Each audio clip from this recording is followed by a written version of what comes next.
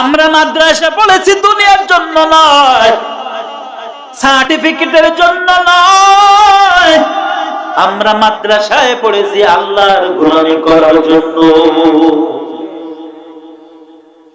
ভাইরা আমার, আল্লাহর জন্য পাগল যদি হই, দুনিয়া আমার জন্য পাগল, আমি কেন দুনিয়ার জন্য পাগল হব?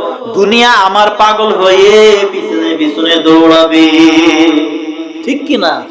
हकीकत से तो दुनिया बेखबर है, दुनिया की नुमा। কারণ এই দেশ মুসলমানের দেশ। এই দেশ কাদের দেশ? নাকি কোন বেঈমানের, নাকি কোন মুরতাদের, নাকি কোন টাকলু? স্বাধীনতার স্থপতি মরহুম শেখ মুজিবুর রহমান পৃথিবীর শ্রেষ্ঠ সম্মেলন ওয়াইজি সম্মেলনে জালামি বক্তৃতার মাধ্যমে বলেছিলেন, এদেশ বাংলাদেশ বিশ্বের মানচিত্রে তৃতীয় বৃহত্তম মুসলিম দেশ। অতএব আমরা এখন নির্দ্বিধায় বলতে পারি এদেশ মুসলমানের দেশ। অতএব মুসলমানের দেশে মুসলমানের কণ্ঠের উপরে কারো কণ্ঠের আওয়াজ বলিষ্ঠ হতে দেওয়া যাবে না। ভারত হিন্দুদের দেশ, এজন্য মাঝে মাঝে সুযোগ পেলে মুসলমানদের উপরে আঘাত করে। কথা বলুন না কেন? আমার দেশ বাংলাদেশ আমার নিজের দেশ মনে করে কোন বেঈমানকে কষ্ট দিব না, কারণ আমরা বেয়াদব, আমরা বেয়াদব, আমরা উগ্রবাদী, আমরা জঙ্গিবাদী না, আমরা উগ্রবাদী নয়, আমরা জঙ্গিবাদী নয়, আমরা সন্ত্রাস নয়, বরং চোখে আঙ্গুল তুলে বলতে পারি এদেশে যদি খাঁটি সন্তানের পরীক্ষা যদি কেউ নেয়, ভালো মানুষের পরীক্ষা যদি নাই, আমরা ইনশাআল্লাহ টুপি দাড়িওয়ালা পাঞ্জাবিওয়ালা রাসূলের আদর্শবান রাসূলের উম্মত আমরাই বলতে পারবো, আমরাই প্রথম সারিতে দাঁড়াবো ইনশাআল্লাহ। বলো কথা বলেন ঠিক না? এজন্য যতক্ষণ কথা হবে ইনশাআল্লাহ আওয়াজ দিতে হবে বাহাদুরের মতো ইনশাআল্লাহ বলি। চতুর্দিকে গুনার ছায়া, কিন্তু ভাই গুনাহ করলে জান্নাত পাওয়া যাবে নাকি জাহান্নাম? ইন্নাল আবরার লাফি নাঈম ওয়া ইন্নাল ফুজ্জার লাফি জাহিম। নেক কাজ যদি করি আল্লাহর জান্নাত, গুনাহ নিয়ে যদি কবরে যাই কোথায়? এজন্য আমাদেরকে সাবধান, গুনাহমুক্ত জীবন গড়তে হবে। সর্বাঙ্গে ঘা, ঔষধ লাগাবো কোথায়? আই হাই, আষাঢ় ভাঙতে ভাঙতে তো বেলা শেষ। খুবই জরুরি কথা, না বলে উপায় নাই। কষ্ট পাচ্ছেন? সুর তাল একটু দেরিতে দিলে অসুবিধা নাকি? অনেকে মনে করতেছেন ওয়াজ করবে তাই এগুলো হুজুর কি বলে, এগুলো কি ওয়াজের বাহিরে নাকি ভাই? সর্বাঙ্গে ঘা না,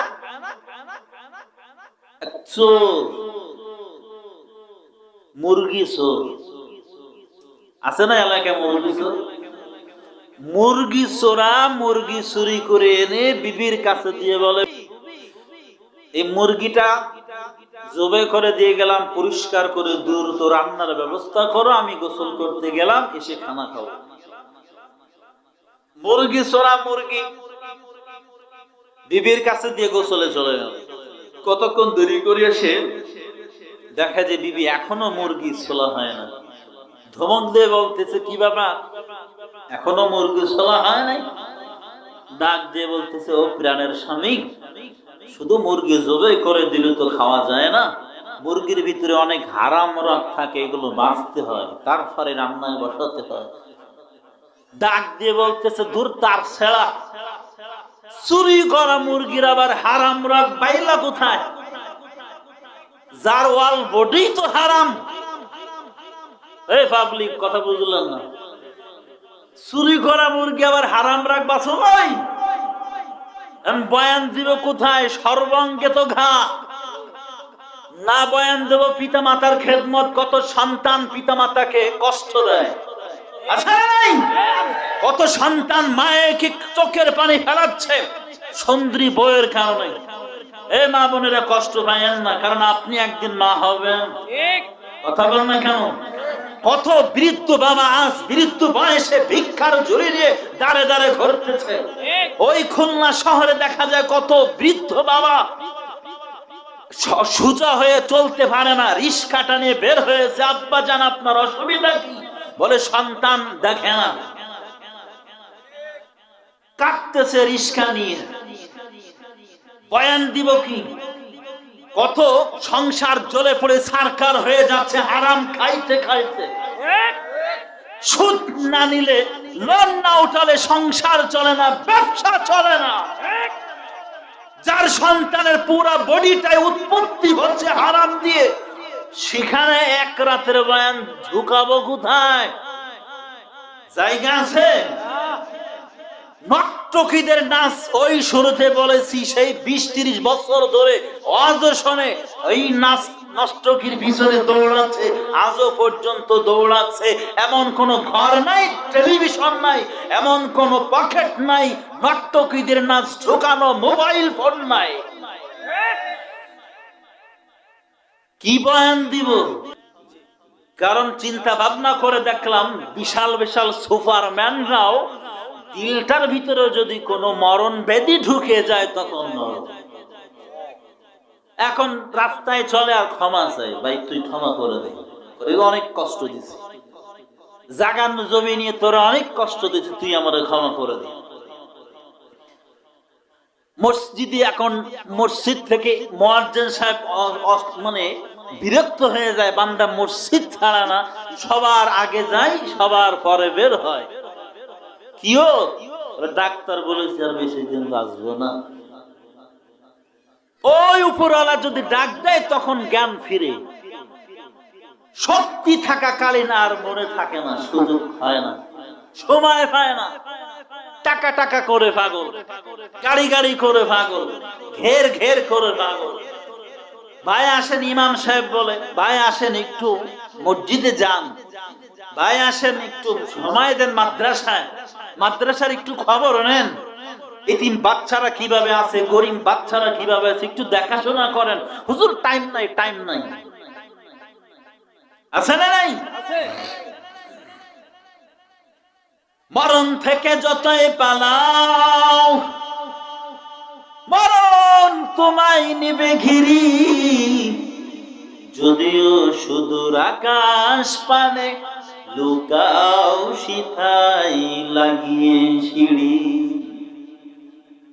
নদী পথে নৌকা চালাও ও মাঝি ভাই, বেলা ডুবার আগে আমি ওপার ডুবতে চাই।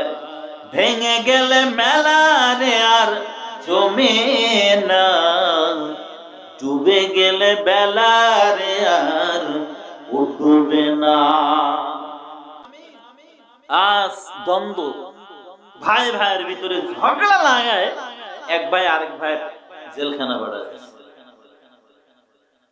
কত সন্তান জায়গা জমি নিয়ে দ্বন্দ্ব করে, জন্মদাতা পরিশ্রম করে যে পিতা এত বড় করলো সন্তানকে, ওই সন্তান পিতাকে কাঠ গলায় উঠাচ্ছে, জমি জমি জায়গা জায়গা করে। আছে না নাই?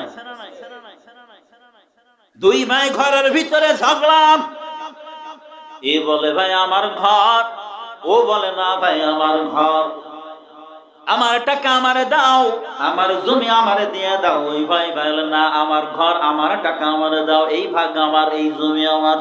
তুমুল আকারে ঝগড়া। হঠাৎ করে কেমন যেন একটা গাইবি আওয়াজ, এ বানিয়া আদম আমার কাছে কেন শোনো না, আমার কাছে কেন জিগাও না? হঠাৎ করে আওয়াজ শোনা মাত্রই দুই ভাইয়ের ভিতরে একটা আতঙ্ক শুরু হয়ে গেল। কোথা থেকে আওয়াজ? তাকায় দেখতেছে ঘরের ভিতর থেকে ইট সাজানো আছে, একটা ইটের ভিতর থেকে এমন আওয়াজ ভেসে আসতেছে। ইট ডাক দিয়ে বলে বানিয়া আদম আমার কাছে শোনো, জায়গা জমি নিয়ে ঝগড়া করো না, দ্বন্দ্ব করো না। দুই ভাই এবার তাকায় বলেছে, ইট ডাক দিয়ে বলতেছে, আমিও তোমাদের মতো মানুষ রূপে এক সময় দুনিয়াতে আসছিলাম, আজ আমার কোথায় অস্তিত্ব, আমার সবকিছু বিলীন হয়ে গেছে, আমার কোনো নাম নিশানা দুনিয়ায় নাই, আমার কোনো ঠিকানা নাই, আমার কোনো পরিচয় নাই, আমার কবরটাও বিলীন হয়ে গেছে মাটির সাথে। আমার কাছে শোনো, আজ আমার এই হালাত, তোমাদের মতো সাধারণ মানুষ আমি ছিলাম না, আমি ছিলাম এই দেশের একজন বাদশা। আমার ইন্তেকালের পর আমার মানুষ দাফন করে আসছে, কবর দিয়ে আসছে, বছরকে বছর চলে যায়, এক সময় যখন বিলীন হয়ে গেলাম, কত মানুষ আমার ওই কবরটা মাটি নেওয়ার জন্য খোঁড়া শুরু করলো, মাটি নিয়ে নিয়ে গেল, এরপরে এক পর্যায়ে ইট বানাইলো, ইট আগুন দিয়ে জ্বালাইলো, জ্বালানোর পরে আজ আমার দেওয়ালে সাজায় দিয়েছে, তাকায় দেখো বানি আদম, আজ আমি ইট হয়ে রয়েছি। এই ইটের টুকরাটা ছিল ওই সময় বাচ্চা আমার চোখের একটা অংশ। মৌত কাসিন কুল্লু নাসিন সারে গু, কবর বাইতিন কুল্লু নাসিন দাখিলু। গাড়ি বাড়ি টাকা পয়সা নিয়ে এমন দ্বন্দ্ব করে লাভ কি? আজ ইট হয়ে পড়ে আছে দেয়ালে।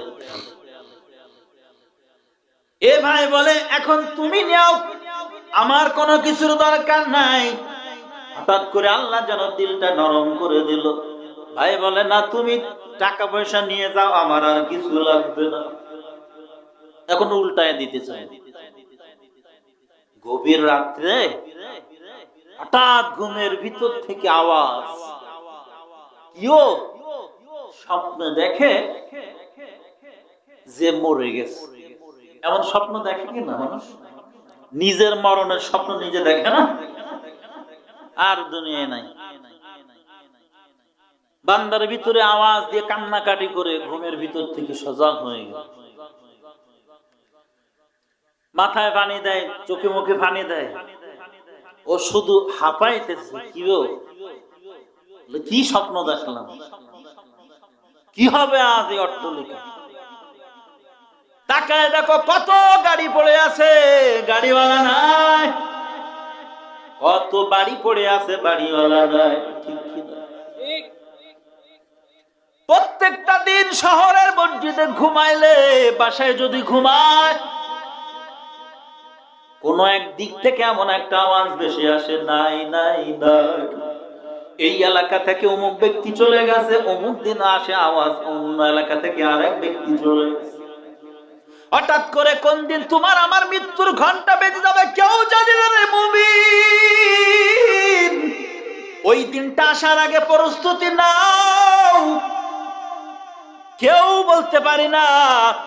এখন যে বাসায় ঘুমাইবো, ঘুমের থেকে যদি সজাগ হই তাহলে আগামীকাল, যদি সজাগ না হই বান্দা বড় ঘাট। রাগ করতেছেন? কষ্ট পাচ্ছেন? চলবে ইনশাআল্লাহ? ইনশাআল্লাহ। আল্লাহ কবুল করুন, বলেন আমিন। আল্লাহ। এই প্যান্ডেলে অনেকে আছেন আমার মতো বয়স, আমি কিন্তু বাবা খুব বেশি বয়স আমার হয় নাই, 30 বছর রানিং চলে মাত্র। ইদা জা আজালুহুম লা ইস্তাখিরুনা সাআতাও ওয়া লা ইস্তাকদিমুন। এখানে যারা আসছেন, পর্দার আড়ালে যারা মা ও বোনেরা আসছেন, সকলেই বলেন আপনার আমার মরণের সময় যদি হয় 1 সেকেন্ড অপেক্ষা করা হবে না। পর্দার আড়ালের মা গো, আমার মা ও মা, প্রিয় মা, এখানে অনেক বৃদ্ধ বাবাজি আছেন আমার আব্বা জানের বয়সে। আমার আব্বা আব্বা, আপনিও সন্তানের পিতা, ও প্রাণের যুবক ভাই, আমিও যুবক, আপনিও যুবক।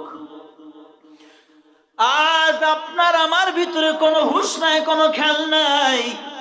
এই দুটো হাত দিয়ে কত মানুষের কবরে মাটি দিলাম, কত মানুষের জানাজা নামাজ পড়লাম, কত মানুষের জন্য আল্লাহর কাছে দোয়া করলাম। এমন একটা দিন আসবে আমার জন্য মানুষ দোয়া করবে, আপনার জন্য মানুষ দোয়া করবে। আমার জানাজার লাশটা মসজিদের মিনারের সামনে, এই মসজিদের সামনে মাঠে আনে দাঁড়িয়ে যাবে সকলে দোয়া করার জন্য। আপনারও লাশটাও একদিন তৈরি করে গুছিয়ে বাড়ি থেকে জলমের মতো বিদায় দিয়ে দেবে। ও মা, একটা বারো কি চিন্তা করছো? এই পথ দিয়ে আসতেছিলাম আর এক ভাইরে জিগাইলাম, ভাই এই এলাকার কি অবস্থা? বলে হুজুর দুঃখজনক, মা বোনদের অবস্থা তত ভালো নয়। আমি বাবা জানি না, ওই ভাই এলাকার অবস্থা সম্পর্কে আমাকে একটু বললেন। আমি বললাম কি ব্যাপার? বলে পর্দার কোনো লেশ মাত্র নাই, কেমন যেন উধাও হয়ে যাচ্ছে। আজ পর্দা তো দেখা যাচ্ছে ইন্স্যুরেন্স হয়ে যাচ্ছে, ঠিক না? পর্দা নাই, আছে। আল্লাহর গোলাম খোলা ময়দান দিয়ে চলতেছে, হঠাৎ করে কেমন যেন একটা মহিলা কণ্ঠে আওয়াজ শুনতে পাইলেন। আল্লামা তারিক জামিল চোখে দেখা কবরে আযাবের ঘটনাটা লিখছেন। হঠাৎ করে মহিলা কণ্ঠে আওয়াজ, কে আছো? আমাকে বের করো, আমাকে এখান থেকে উঠায় নিয়ে যাও। আমি আর যন্ত্রণা, আমি আর কষ্ট সহ্য করতে পারতেছি না, আমাকে বাঁচাও। আল্লাহর গোলাম হঠাৎ করে আতঙ্ক শব্দ শোনার পরে নিজের ভিতরে ভয় পেয়ে গেল, চমকায় উঠলো। কি ব্যাপার? কোনো মানুষ নাই, কেউ নাই, কোথা থেকে আওয়াজ ভেসে আসতেছে। খেয়াল করে দেখতেছে মাটির নিচ থেকে এমন একটা আওয়াজ আসতেছে। ও মা, খেয়াল করবেন, গল্প করে করে দিনটা পার করে দিলেন, দিন জীবনের হায়াত গুলো কেটে দিলেন। একবারও কি চিন্তা করছেন যেই বাড়িতে লাল বেনারসি শাড়ি পরে ঢুকছিলেন, ওই বাড়ি থেকে একদিন সাদা কাফনের প্যাকেট বানায় জলবের মতো বিদায় করে দিল। সন্তান কাঁদবে মা মা বলে, স্বামী কাঁদবে আমার প্রিয়তমা নাই, জলমের মতো বিদায় করে দিবে। কোনো একটা দিন আফিলি করে ওই বাড়ি আসার আর সুযোগ হবে না। কয়েকদিন যাইতে না যাইতে আপনার স্বামী অন্য আর একজন জীবন সঙ্গী বেছে নেবে। হঠাৎ করে আল্লাহর গোলাম ভয় পেয়ে গেলে পেছন ফিরে দৌড় শুরু করে দিবে। এলাকার মানুষের গিয়ে বলে, ভাই ওইখানে আমি হাঁটতেছিলাম, কেমন একটা আওয়াজ শুনতে পারলাম, আপনারা চলেন। এলাকার মানুষগুলো দৌড়াইতেছে। ওই স্থানে যাওয়ার পর তারাও এমন একটা আওয়াজ শুনতে পারলেন।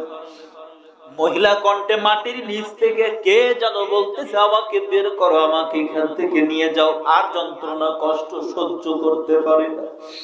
এলাকার মানুষগুলো মসজিদের ইমাম সাহেব হুজুরের কাছে চলে গেলেন। হুজুর আপনি পরামর্শ দেন, কি করব? ইমাম সাহেব হুজুর বললেন, আপনারা যদি মনে করেন ওইখানে কোনো জীবন্ত মানুষ আছে, জীবিত মানুষ আছে, তাহলে মাটি খুঁড়তে পারেন। মাটি খোঁড়া হলো। এইবার খোঁড়া শুরু যখন হলো, মাটি খুঁড়তেছে, মাটি খুঁড়তেছে, মাটি খুঁড়তে খুঁড়তে একটুখানি গর্ত বের হয়ে গেল। গর্ত বের হওয়ার পর ওখান নিচ থেকে আওয়াজ আসতেছে, আর গর্ত খুঁড়িয়েন না, আর ফাঁকা করিয়েন না, তাড়াতাড়ি করে একটা কাপড় দেন, একটা পর্দা দেন, কারণ আমার গায়ে কোনো কাপড় নাই, আমার গায়ে কোনো কাপড় নাই। একটা কাপড় ওই ছিদ্র দিয়ে ভিতরে ফেলায় দেওয়া হলো। কাপড়টা তাড়াতাড়ি করে পেঁচায় কেমন একটা আতঙ্কিত ভাবে নিচ থেকে লাফ দিয়ে উঠলো। লাফ দিয়ে উঠে শুধু দৌড়াইতেছে। মানুষগুলো সবাই উপস্থিত যারা ভয় পেয়ে গেল, আতঙ্ক, মানুষগুলো পিছে পিছে শুধু দৌড়ায়, দৌড়াইতেছে। এবার দৌড়াইতেছে, বারবার বলতেছে দাঁড়াও, আর ছুটিও না, দাঁড়াও। কোনো কথা না হয় একটা ফাঁকা রুমের ভিতরে ঢুকে দরজা বন্ধ করে দিল। বাহির থেকে বলতেছে, ও মহিলা তুমি কে? দরজা খুলে দাও, আমাদের সাথে কথা বলো, আমাদের সাথে দেখা করো। বলে না, দেখা করা যাবে না, আমার অবস্থা দেখলে আপনারা সহ্য করতে পারবেন না। বারবার করে বলতেছে, মহিলা দরজা খোলো। বলে যদি আপনারা আমার সাথে কথা বলতে চান, কেউ যদি সাহসী থাকেন তাহলে সে ভিতরে আসেন, না হলে আসবেন না। দরজা খুলে দেওয়া হলো, ঘরের ভিতরে কয়েকজন মানুষ ঢুকলো। ঘরের ভিতরে ঢোকার পরে দেখতেছে একটা কন্যারে কাপড় দিয়ে মুখ সহ ঢেকে বসে আছে।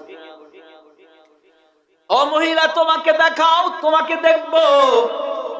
বলে না না, অত দূর দুঃসাহস করবেন না, না তারপরে দেখবো, দেখাও।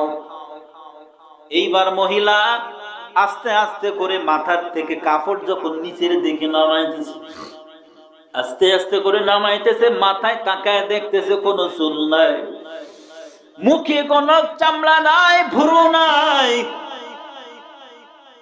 গালের ভিতরে কোনো দাঁত নাই, গোশ নাই, চামড়া নাই, কিছু নাই। এমন অবস্থা দেখার পরে সাথে সাথে করে আবার কাপড় দিয়ে ঢেকে দিল। সকল মানুষ অবাক, কি ব্যাপারে অবস্থা কেন? সবাই আতঙ্কিত হয়ে গেল।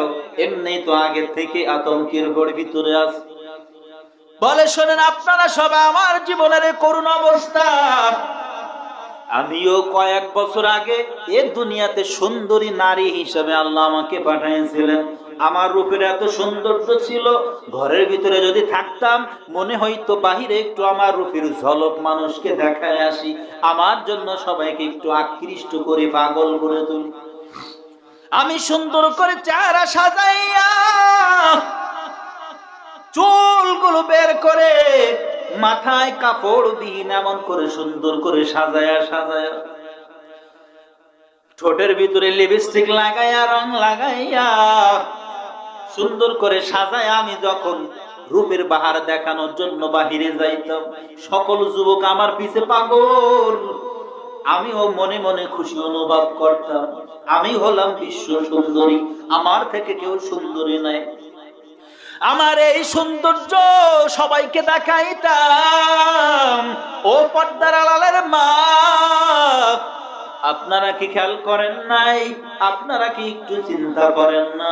সুন্দর সুন্দর জিনিস আল্লাহ কেমন ভাবে প্যাকেট সিস্টেম করে দিয়েছেন, ঠিক কি? কলা প্যাকেটের ভিতরে রয়েছে, এই কলাটা যদি খসা ছিল, যদি বাইতুল মুকাররম মসজিদের সামনে টেবিলে করে মানুষ বিক্রি করে, যদি মনে করে কাস্টমারের চুলে খাইতে কষ্ট, কি দরকার বাড়ি থেকে খোসাগুলো চলে নিয়ে ওইখানে বিক্রি করি, ভিসা কেনা ভালো হবে? বলেন, কেউ কিনবেন? কিছু তার ছেড়া আছে, ওরা বলবে নাকি? আছে না নাই? আল্লাহ এমন কিছু তার ছেড়ার জন্য আমার বাংলার মায়েরা পাগল। ওর বিবেক ঠিক নাই, ওর ব্রেন ঠিক নাই, ওর মস্তিষ্ক ঠিক নাই, এজন্য এমন উল্টা পাল্টা ঠিক। ও পর্দার আড়ালের মা গো, ওই সুন্দরী নারী ডাক দিয়ে বলতেছে, আমার রূপের বাহাদুরি, আমার রূপের বাহার আমি সবাইকে দেখাইতাম, আমার সৌন্দর্য সবাইকে দেখায়। এরপরে আমি বাড়িতে আসলাম। হঠাৎ এমন একটা সময়, রাত্র গভীর, আজরাইল মালাকুল মাউত আমার সামনে হাজির, আমাকে জান কবজ করার জন্য প্রস্তুতি নিতে বলতেছে। আমি বারবার ডাকিয়া বলতেছি, আজরাইল আমাকে একটু সুযোগ দাও, আমাকে একটু সময় দাও, আমি আল্লাহর কাছে কান্না করব, ক্ষমা চাইবো, মাপ চাইবো, আমাকে একটু সুযোগ দাও। আজরাইল বলে, না, ও আল্লাহর দুশমনি, তোকে আর সুযোগ দেওয়া হবে না। ওঙ্কার দিয়ে বিশাল ভয়ঙ্কর চেহারা করে আমার জানটা কবজ করলো। আল্লাহর শপথ করে বলতেছি, জান কবজের যে যন্ত্রণা এই 100 বছর হয়ে গেলে পরে আমি আমার হৃদয়ের ভিতরে অনুভব করতেছি। এমন যন্ত্রণা দিয়ে আমার জানটা কবজ করা হলো। জান কবজ করার পর আমাকে যখন আমার বাড়ির মানুষরা জানতে পারলো, জানতে পেরে আমাকে গোসল করাইলো, আমাকে কাফন করানো হলো। বাড়ি থেকে যখন রওনা করতেছে, চতুর্দিকে কান্নার আওয়াজ, বাড়ি থেকে রওনা করতেছে। আমি বারবার ডাকিয়ে বলতেছি, লা তুকদ্দিমুনি, ও আমার আহালেরা, ও আমার আত্মীয়স্বজনরা, তোমরা কোথায় নিয়ে যাইতেছো? আমাকে কোথায় নিয়ে যাইতেছো? আমাকে আমার বাড়িতে রাখিয়া দাও, আমাকে বের করো না, আমি যাইব না, আমাকে বের করিও না, আমি আমার ঘরের ভিতরে থাকবো, কেউ আমার কথা শোনে না, আমাকে সবাই বিদায় দেওয়ার জন্য পাগল হয়ে গেল, আমাকে একখানে দাপন করে দিয়েছে। কতক্ষণ বাদে মুনকার নাকির ফেরেশতা আসিয়া গেল। মার রব্বুকা, রবের পরিচয় দাও, মান দীনুকা, ধর্মের পরিচয় দাও, রাহমাতুল লিল আলামিনের পরিচয় দাও। আমি তো কিছু জানি না, বারবার বলতেছে হালাদ্রি হালাদ্রি, আমি এইগুলো কিছু জানি না, কিছু জানি না, আমার কোনো কথা শোনা হলো না। এরপরে কেমন যেন দুদিক থেকে মাটির চাপ, এমন ভাবে ভয়ঙ্কর মাটির চাপ, কোথা থেকে যেন একজন ফেরেশতা আসলো ওই কবরের ভিতরে আমাকে শাস্তি দেওয়ার জন্য। যেই চুল বের করে বেকানাদের দেখাইতাম, ওই চুলগুলো ধরিয়া টানিয়া টানিয়া চিৎকার দিচ্ছে। আমি বারবার আমার আব্বা জানকে ডাকতেছি, ও মুসলমান, কোন নারী যদি জাহান্নামে যায় সাবধান, 4 জন পুরুষকে টানিয়া নিয়ে জাহান্নামে যাবে। একজন তার বাবা, বাবার ঘরে যখন ছিল, বাবা যদি ঠিক মতো সন্তানকে লালন পালন না করে, বাবা যদি তাদেরকে ইলমে দ্বীন শিক্ষা না দেয়, বাবা যদি ইসলামের পথে পরিচালনা না করে, ওই বাবাকে টানিয়া নিয়ে জাহান্নামে যায়, তো এই মেয়ে আর দ্বিধা করবে না। এরপরে যদি স্বামীর ঘরে যায়, স্বামী যদি ঠিক মতো না জ্বালায়, এখানে কত স্বামী আছেন বিবিকে অনেক গালাগালি করছেন, অনেক বোকা দিয়েছেন, অনেক মারছেন, তরকারিতে নুন কেন হয় নাই, খেদমত কেন তুরুটি, ঠিক কিনা, কাপড়গুলো কেন ধোয় নাই, ঠিক কিনা, কথা বলেন। এখন আর কোনো শব্দ নাই। কত স্বামী চুলের মুষ্টি ধরে ধরে বিবিকে আঘাত করে বাবার বাড়ি পাঠিয়ে দিয়েছেন, অথচ একটা বারো চিন্তা করে নাই তার ঘরেও একজন আল্লাহ ছোট্ট বান্দি দিয়েছে মেয়ে। এই মেয়ে একদিন পরের ঘরে যাইবে, আর একজনের জীবন সঙ্গী হবে। যৌতুকের পায়খানা খাওয়ার জন্য জিহ্বা বের করে দিয়েছে, শ্বশুর আছেন, জিহ্বা বের করে দিয়েছেন। বেয়াই সাহেবের কাছ থেকে যৌতুকের পায়খানা না নিলে আত্মা ঠান্ডা হবে না, আছে না নাই? আল্লাহ যদি থাকে দূর করে দেন, শান্তি দান করেন। এখানে যারা আসেন যুবক ভাই, নিয়ত করেন এই পায়খানা জীবনে গ্রহণ করব না। যারা বিয়ে করেন নাই, রাজি আছেন ইনশাআল্লাহ? আল্লাহ আপনি কবুল করেন ইনশাআল্লাহ, বলেন। ভাইরা আমার, এই স্বামী যদি স্ত্রীকে যদি ঠিক মতো পরিচালনা না করে, কতবার অশান্তি করেছে, দুনিয়ার লাইনে কাজ কেন করে নাই, কিন্তু ধর্মের লাইনে কাজ করছে কিনা কখনো খবর নেয় নাই। একবারও 5 মিনিটের কথাই একটা বারও বলে নাই নামাজ পড়েছো, কোরআন পড়েছো, বলবে কি করে? এমনি তো সেই বুঝতো নাই, এই বুঝার জন্য এই কোরআনের ফ্যাক্টরি মাদ্রাসা, ঠিক কিনা কথা বল? ওরে আল্লাহর গোলাম, কতবার স্ত্রী কষ্ট দিয়েছো, একটা বারও তাকে বলো নাই বাড়ি থেকে যখন বের হইবা খাস পর্দা করে বের হওয়া, সুন্দর সুন্দর জামা কাপড় এনে দিয়েছো, একটা বারও আপনার সম্পদ থেকে অর্থ থেকে বিবির জন্য নিয়ত করো না একটা বরকা কিনে দেব। এখন যদি হাত উঁচা করতে বলি, কার কার বিবির বরকা আছে, কার কার নাই, বলবো না, এত লজ্জা দেয় না মানুষের। নিয়ত করেন যার যার ঘরে বরকা নাই, আল্লাহ যেন সবাইকে বরকা বিবিকে দেওয়ার তৌফিক দান করেন, বলেন আমিন। এত টাকা কামাই করে, কিন্তু দেখেন ইমাম সাহেব হুজুরে যদি কিছু বোনাস দেয়, বাড়ি নিয়ে দোয়া করে দিছে, 50 টাকা দিছে না 100 টাকা দিছে, নজর হুজুর সব টাকা নিয়ে গেছে। মাদ্রাসায় সন্তানটা দেয়, মাস গেলে বেতন 100 টাকা 150 টাকা, এইটা বড় বোঝা হয়ে গেছে। কিন্তু বাংলা লাইনে পড়াইতে গেলে হাজার হাজার টাকা দিয়ে প্রাইভেট মাস্টার খরচ বিভিন্ন, এখানে ও কামাই করে দিবে পরে। আমরা মাদ্রাসা পড়েছি দুনিয়ার জন্য নয়, সার্টিফিকেটের জন্য নয়, আমরা মাদ্রাসায় পড়েছি আল্লাহর গোলামি করার জন্য। ভাইরা আমার, আল্লাহর জন্য পাগল যদি হই, দুনিয়া আমার জন্য পাগল আমি কেন দুনিয়ার জন্য পাগল হব? আমি আমার আল্লাহর জন্য পাগল। দুনিয়া আমার পাগল হয়ে পিছনে পিছনে দৌড়াবে, ঠিক কি না? हकीकत से तो दुनिया बेखबर है, दुनिया की नुमाइश पर नजर है। नमी गोयम के आज दुनिया जुदाबाश, बहर करे के बाशी बा खुदाबाश। पागल হইব কার? এই যুবক মোবাইলের কারণে যুবক তোমার চোখের জ্যোতি নষ্ট, এই মোবাইলের কারণে তোমার হার্ট নষ্ট, এই মোবাইলের কারণে তোমার ব্রেন শেষ, এই মোবাইলের কারণে তোমার ইহকাল শেষ। আর বললাম না সুযোগ নাই? এই মোবাইলের কারণে তোমার সব বরবাদ। জীবনে মনে রাখবা, তিনটা জিনিসের কখনো আপন বানাবা না। বদ দুষ্ট সঙ্গদের কখনো আপন করবা না। ও যুবক ভাই আছেন এখানে? ও যুবক ভাই আছেন? দুষ্ট সঙ্গদের সঙ্গ দিবেন না, দুষ্ট বন্ধুদের সঙ্গ থেকে বিরত থাকবেন। মোবাইলকে কখনো আপন বানাইবেন না। পারবো তো ইনশাআল্লাহ? চিনি আর না চিনি, মুরব্বীদের সাথে বেয়াদবি করব। আল্লাহ আপনি কবুল করেন। আমি যখন অন্ধকার কবরে গেলাম, আমার চুলের মুষ্টি ধরে ধরে ফেরেশতারা এমন ভাবে টান, আমার আপন বাবাকে ডাকলাম, এমন চিৎকার দিলাম, বাবা বাবা করে কেউ আসলো না। আমার ভাইকে ডাকলাম, ভাই ভাই বলে কেউ আসলো না। আমার স্বামীকে ডাকলাম, সেও আসলো না। আমার বড় সন্তানকে ডাকলাম, সেও আসলো না।